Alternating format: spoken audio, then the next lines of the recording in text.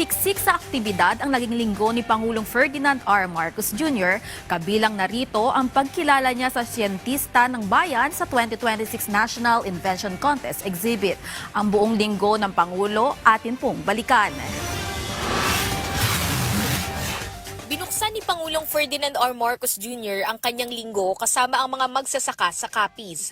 Direkta na kasi ang pagbili ng gobyerno ng bigas mula sa mga magsasaka, habang napapanatiling abot kaya ang presyo nito para sa mamamayan. Sa ginanap na Bagong Pilipinas program sa Capiz, nakapagpamahagi ang pamahalaan ng bigas sa nasa 500 pamilya, habang nailatag na rin ang programa sa mahigit 700 local government units. Hindi rin naiwan ang sektor ng edukasyon kung saan mahigit 8,000 guro ang nanumpa matapos ma-promote sa ilalim ng Expanded Career Progression System. Samantala, halos 80,000 na kaguruan sa buong bansa ang hindi na kailangang maghintay ng 1 hanggang 2 dekada para sa susunod na promosyon. Suportado rin ng pamahalaan ang pagdaragdag ng mga silid-aralan sa iba't ibang bahagi ng bansa. Kinilala rin ng Pangulo ang mga siyentista ng bayan sa 2026 National Invention Contest Exhibits, kung saan nagpakita ang mga Filipino inventors ng mga inobasyon para sa mas mabilis na pagdetect ng mga sakit at mga kagamitang makatutulong sa produksyon ng mga magsasaka.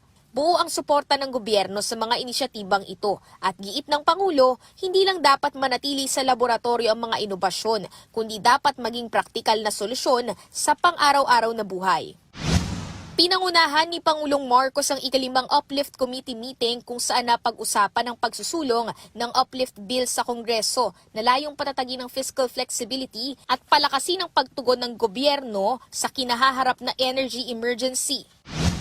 Inanunsyo rin ng Pangulo ang pagpapalawak ng maternity benefits ng PhilHealth kung saan mas mataas na ang coverage para sa normal delivery at cesarean, kasama na ang mas maraming prenatal at postnatal care services.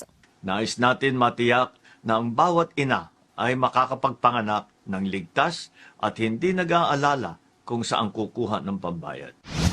Nakipag-ugnayan din ng Pangulo sa National at Regional Peace and Order Council meeting. Layunin nito na mas patatagin ang koordinasyon ng national government at mga LGU upang mas mapababa ang krimen at mapabilis ang pagresponde sa panahon ng sakuna. Pinangunahan ng Pangulo ang inaugurasyon ng Hibulangan Small Reservoir Irrigation Project sa Leyte na ngayon ay makakapag-supply na ng tubig sa higit 2,000 ektaryang taniman at makatutulong sa halos 2,000 magsasaka. Namahagi rin ng Pangulo ng 10 kilong bigas sa bawat pamilya at naglaan ng 200,000 piso sa bawat barangay para suportahan ang edukasyon at iba pang pangangailangan sa Eastern Visayas. Nakipagpulong din si Pangulong Marcos kay former Japan Prime Minister Kishida Fumio para sa mas pinalalim na kooperasyon sa ilalim ng Asia Zero Emission Community, lalo na sa gitna ng tensyon sa Middle East na nakaapekto sa supply ng enerhiya. Layunin ng Pilipinas at Japan na mapanatili ang matatag na fuel supply at mapalawak pa ang mga pamumuhunan sa mga proyektong pangenerhiya na lilikha ng hanap buhay para sa mga Pilipino. Nagtungo rin ang Pangulo sa General Santos City para sa isinagawang job fair, kasabay ng paggunita sa Labor Day. Nagsagawa rin ng job fair ang iba't ibang ahensya ng pamahalaan sa 89 na lugar sa buong bansa.